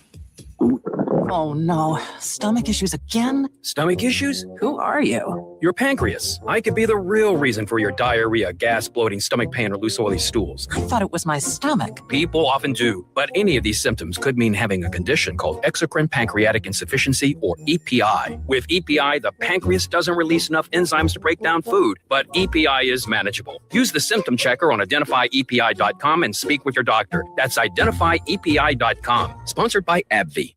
With the new IHOP value menu, $6 is all it takes to go to your happy place, where stacks of pancakes with bacon and eggs are just $6 every day. French toast, sausage, and eggs are, you guessed it, $6. And fluffy omelets come with a side of pancakes and only cost $6. Go to your happy plates every day at IHOP. $7 in some locations. Available every day for a limited time at participating restaurants in the U.S. Hours may vary. No substitutions. Not valid with other discounts or promotions. Prices may vary. This is the story of the one. As the purchasing manager at a manufacturing plant, she knows the only thing more important than having the right safety gear is having it there when you need it. That's why she partners with Grainger for auto reordering, so her team members can count on her to have cut-resistant gloves on hand, and each shift can run safely and efficiently. Call 1-800-GRAINGER, click Grainger.com, or just stop by. Grainger, for the ones who get it done. An official message from Medicare. Couple more minutes, and we'll start this month's book club. You know, I usually love a plot twist, but this year, I'm comparing my options during Medicare open enrollment. You can't assume your current health or drug plan is the best one for you. And you got to make sure your drugs are covered. That's important. So is saving money. Review all your options at Medicare.gov. Open enrollment ends December 7th. Paid for by the U.S. Department of Health and Human Services. You're listening to Jesse Jackson Jr. on KBLA Talk 1580. The Jesse Jackson Jr. Show. The Jesse Jackson Jr. Show. The Jesse Jackson Jr. Show. The Jesse Jackson Jr. Show. King Folly, drop the beat. Come on and talk I'm Jesse Jackson Jr. Welcome to the Jesse Jackson Jr. Show. It's Tenacious Tuesdays. Welcome to Season 2, Lighting It Up with Barbara Arnwine. We're on the grind with the president of the Transformative Justice Coalition. Barbara, welcome forward to the Jesse Jackson Jr. Show. Thank you for having me. Barbara, just before we took our little break, you were talking about one of your friends who's a friend of John Roberts. A board member. And was telling me, oh, John, he's really a wonderful guy. You know, I've been to his home for dinner. I've helped him with his, he had this little project where he would go to black schools and help clean up the school. And I've been on that project. So he cares about, black children's futures. I said, what are you talking about with this oblee madness? Are you crazy? But I lost that fight. My board would not back me in opposing John Roberts. And, I knew then that there was, a splitting of the ways coming when I saw this happen. But it was, so ugly. But that's the way guess who voted for John Roberts, y'all? Guess who voted for him? I gotta believe a lot of Democrats did. Including Senator Leahy, who was chair of the committee, of the Senate Judiciary Committee. Barbara, why do we do that? Because I used to scream. I'll tell you, one of the worst encounters I ever had in my life was when the Obama administration came in. I sat down with the judicial, part of the transition committee, and I worked with them. And I said, listen, this is what you got to do to get your people through, to make sure that you're going to be able to impact the court. Here's what you got to do. Went through it. They were all like, yeah, that makes sense. That's all wonderful. The saddest day in my life, when I really, for the first time and the only time I've ever hit a wall in my life, just like my whole body just ran into a wall, was when I sat in the White House and was told that they weren't going to be able to get their judicial nominees through because they hadn't done what we said. And I was so angry. I just could not. Sometimes when something is so horrifying, because you understand the long-term implications, because I didn't understand. I wasn't talking about just one seat. I knew what this would mean for the court for the entire future of decades. And when I talked to people afterwards, after I hit this wall, because I went into a deep, don't talk to me, don't touch me, period, where all I could see was just, literally black in front of my eyes. I was so angry. And finally, when I came out of it, I talked to one of the people who had been on the transition team, and I said, why did this happen? You know, when we knew it could happen and we were to have prevented it from happening. And they said, because Rahm Emanuel doesn't give a S about judges. I said, but how could Hillary? You know, I went Rahm Emanuel doesn't give a S about what now? Judges. What does S mean? What does S mean? You know what S means. I ain't saying it. You know what it means. You get bad. Not Rahm Emanuel. I don't foul mouth Rahm. On TV. That's on radio. You know better. And not only that, I said, wait a minute. Hillary and Bill, both attorneys, didn't do what they should have done about judges. Here we are with Obama and Michelle, both attorneys, and they're gonna just capitulate and let this happen, folks. It was disastrous, and I'm talking about early in that first term. This is second term. He did, he got a break. He was lucky. He got a break, got to appoint some people, and was able to get some things done, except for, some stuff at the end. And, and I always disagreed with that administration over black, not putting a black woman on the court. There was all kind of stuff. I had issues with them. And Merrick Garland, don't get me started. So anyway, but Barbara, these people are consistent over time, Barbara. Barbara, these people are consistent over time. And they tell you who they are. And but you these won't believe are people, Barbara. Let me give a little critique of us for a moment. We take these, when I look at history from 1619 to the present, there's these minutes, these moments where we trust them so much, we let our guard down. We have these relaxation periods of the illusion of progress. And there's this struggle, then there's these periods where there's a cool off, and maybe some Barbara Arnwine will be out here raising hell. Maybe some Jesse Jackson will be out here raising hell. Or doing it together. Oh, me and you and Rev. They call us crazy, right? Right. And everything catches up to crazy.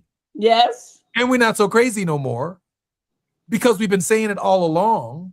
Yes. And we're not prepared to deal with what we were led to believe was their willingness to come to terms with a change in behavior. They're not going to change their behavior. And there's only so far liberals are going to go to buttress the progress that we make. I mean, listen, Barbara, a lot of the liberal establishment is as shocked as they can be at what's happening. Yes. You and I are not. Not at all. Not at all shocked, but they are. And many of the things they proposed for the last 50 years were temporary in origin, including but not limited to Roe versus Wade, 1973. There are Congresses, and there were plenty of them, that never passed legislation to strengthen Roe versus Wade. Barbara, am I missing something here? It's our opponents go for broke. They go for broke every time. And we go for a little salve here and there. A little Band-Aid here and there. But they go for broke. They want the whole thing. Right now, they're going for one-party control forever. That's their whole obsession.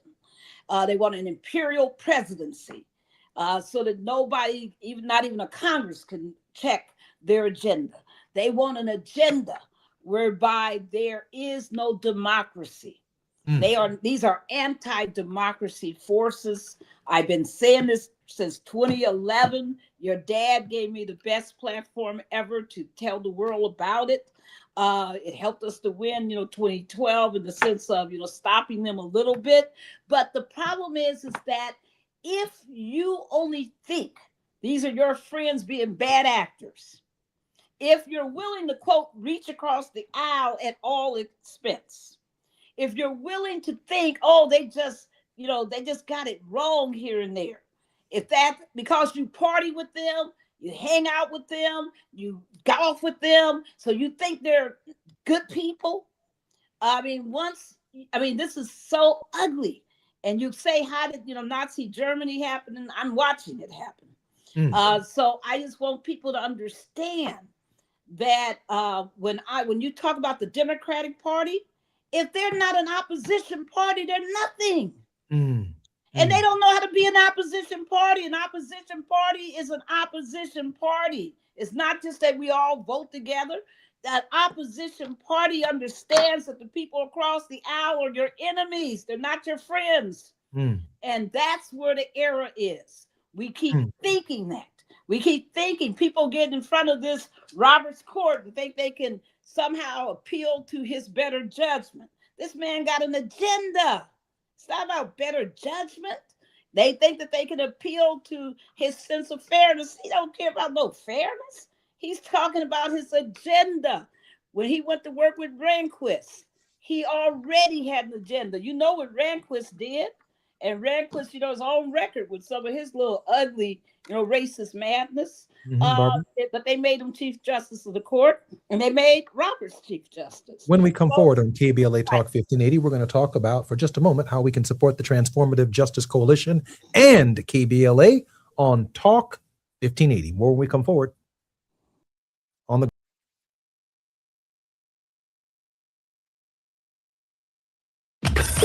While you're stuck in traffic, we can at least bring you up to speed on the news of the day. You're listening to Jesse Jackson Jr. only on KBLA Talk 1580.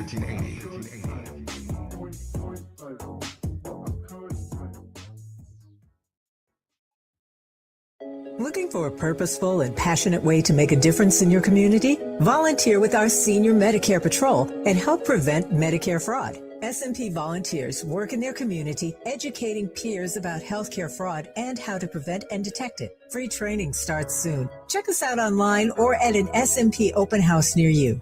We're on a mission to stop fraud. Join our team. You make a difference. Visit caSMPvolunteer.org. 250 years ago, a promise was made to connect families and friends near and far. And during the holidays, that promise is more important than ever. That's why USPS is building a better network to meet your needs with timely deliveries, easy and affordable ways to ship, and everything you need to make your season full of holiday cheer. Our purpose is delivering your peace of mind, knowing your love will arrive, bringing joy to all. The United States Postal Service. Learn more at USPS.com/holidays. Target's last-minute deals are here, right on time to get you holiday ready in no time. Snack beauty gift sets for every style, the hottest toys, can't miss entertainment, crowd-pleasing candy, and much more. All under $20. Whether you're hosting or welcoming surprise guests, you'll be ready for all of it for less. Grab them now before they're gone. Last-minute deals under $20. Happening now, only at Target. Restrictions apply. KBLA Talk 1580. We've got a lot to talk about. KBLA Talk 1580 reminds you, when we fight, we win. The Youth Justice Coalition is challenging America's addiction to incarceration and discrimination. YJC works to dismantle policies leading to mass incarceration, law enforcement violence, and the school-to-prison pipeline. Their approach, transformative justice, community intervention, free LA high school, legal defense, and system monitoring. YJC promotes safety without relying on prisons. Their goal, prevent system contact and help people exit the system through direct action, advocacy, and education. Want to get involved or need help? Call 323-235-4243. That's 323-235-4243. Join YJC in creating change. When we fight, we win. KBLA Talk 1580, your voice for justice. This is a community call to action from KBLA Talk 1580. Hey there, Los Angeles. This is James Lucky Jr., publisher and editor of Los Angeles News Observer. Are you hungry for news that matters to you in the African-American communities of Los Angeles? Well, buckle up, because we got the scoop you've been craving. Stay in the know and never miss a beat with our free weekly publications conveniently available near you. Or hop on the digital wave and become an exclusive subscriber at OGNSC.com. Don't forget to join the party on Instagram and Twitter at OGNSCINC for behind-the-scenes access and sizzling updates. No more FOMO. Let's stay informed, connected, and empowered together. Find what you love, love what you find. A Total Wine and More. There's so much waiting for you. Spirits and beer, thousands of wines. Guides in the know when price is so low, it just might blow your mind. You're gonna find what you love and love what you find. With curbside pickup and delivery available, you'll always find what you love, only at Total Wine & More. Drink responsibly, B21. Now back to more of Jesse Jackson Jr. on KBLA Talk 1580. The Jesse Jackson Jr. Show. The Jesse Jackson Jr. Show. The Jesse Jackson Jr. Show. The Jesse Jackson Jr. Show. King Folly, drop the beat. Come on and talk with me. Come on and listen to me. Come on and talk with me. Come on and listen to me. KBLA Talk 1580. I'm Jesse Jackson Jr. Welcome forward to the Jesse Jackson Jr. Show. This is the second season, the first anniversary of Jesse Jackson Jr. Show, and we are now. Thank you, Barbara. Thank you, Barbara. You made this possible here on KBLA Talk 1580. You want to do me a favor? Put KBLA under your Christmas tree this year. Stop by the station in Leimert Park. You can Google us, find out the address. I know you're not shopping at Target. I know you're not shopping at all these places we're not supposed to be shopping at. So you should have a little bit of disposable income and dispose of it over here at KBLA, because KBLA is truly free and truly independent to allow us to have the kinds of conversations that we have, from Dominique DePrima to our leader Tavis Smiley's show, to the Jesse Jackson Jr. Show, all the way to Nee Quartelai Corte, our White House correspondent. We need your support. We need your help. Keep our voices free and keep us independent. I think you contribute on our website as well at KBLA. And so please, please, please give consideration to that. Barbara, how can we support the Transformative Justice Coalition and your work? You can go to tjcoalition.org, tjcoalition.org, and make a donation at the amount that you can afford to make and that you want to make. Help us to do this work, because I'm not up here, as Jesse will tell you, just talking. Because we intend to be in these streets. He's not doing that. Barbara is busy. Barbara, give me that information one more time. How can we support your work? Please contribute to the Transformative Justice Coalition at tjcoalition.org. That is our website. You'll find a donation. Donate. Help us to get out and do this work, because we do this work in the streets with our organizations around the country in 29 states. And we work with young people, with the Gen Z and young millennials, to be the leaders in this fight for not only voting rights, democracy, but also for racial justice. If the truth be told, some of the work that KBLA does, in fact, most of the work that KBLA does, as well as the Transformative Justice Coalition, the truth be told, they do the work for us, so some of us don't have to. We can just kind of get our direction from Barbara and Tavis and feel good that we fought the good fight today, because we listened, we learned, and we acted. Support the TJ Coalition and support KBLA Talk 1580 during this season. Barbara, we have about 7 minutes before the top of the show. There are some topics that you might want to cover fairly quickly before we get to your word of hope. Barbara? Yes, to Rob Weiner and Michelle Seymour. Los Angeles, we've taken a loss, and the man who sits in the White House is unfit and his commentary is absolutely a reminder to all of us that this man is unfit, that he's craven in his instincts.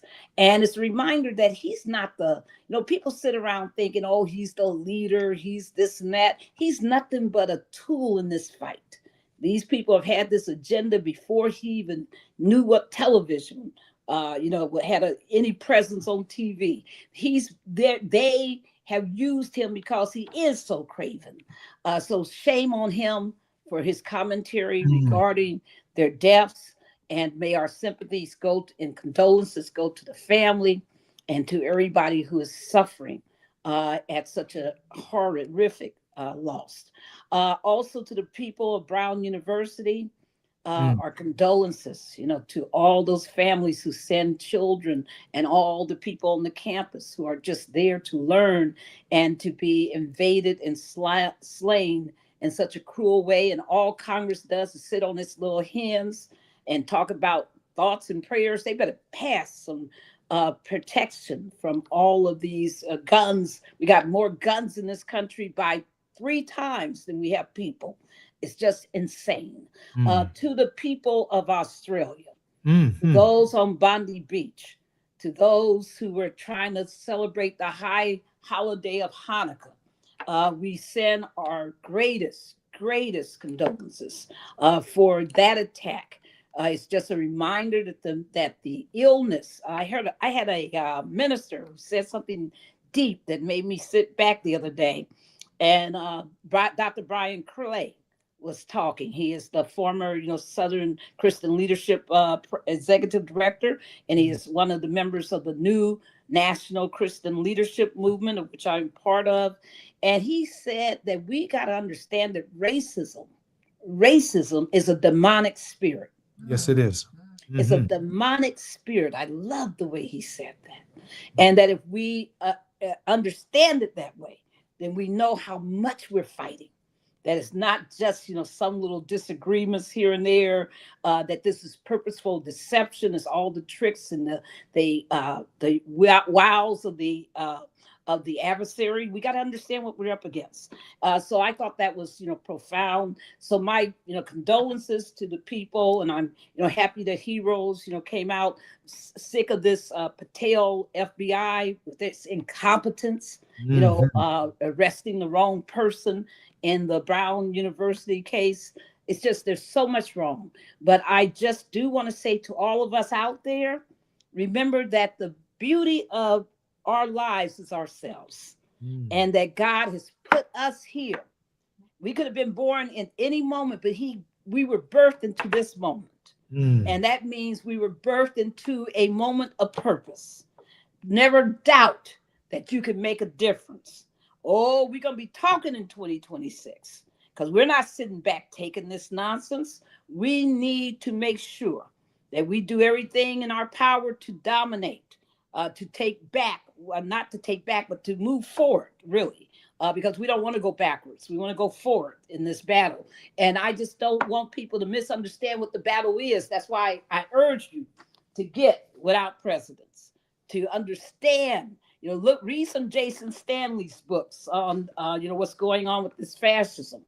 Read, Randy Weingarten's, Why Fascists Fear Teachers. I mean, just take some time and situate yourself where you're not misled into what the real fight of this moment is. And because we need you. We need you. We need your hearts, your spirits. Thank you, everybody who's been out there fighting in 2025. We love you.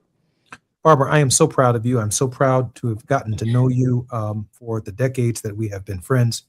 And to say that, it is your spirit also that motivates us, that keeps us moving forward. I mean, week after week, day after day, Barbara approaches her work with the kind of love and the kind of ministry that is motivating to all of us, not only who engage in some form of Christian praxis, but also who believe in social justice. I mean, the watering well of the human spirit requires a consideration of the deep water that it takes for self-preservation, because the mountains of evil, the demonic mountains of evil that all around us require us to dig in some very, very deep places to sustain ourselves, to maintain our sanity, and, in the words of Reverend Jesse Jackson, to keep the hope alive. Barbara, look forward to all of the work that we can do to support the TJ Coalition and to support KBLA Talk 1580.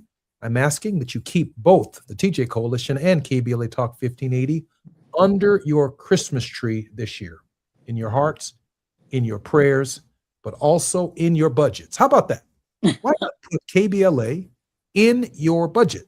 Just a small contribution every month to accomplish a national and a profound goal for social justice in the United States. In fact, I would encourage our other organizations to think about these monthly contributions, no matter how large, no matter how small, but as long as they're recurring.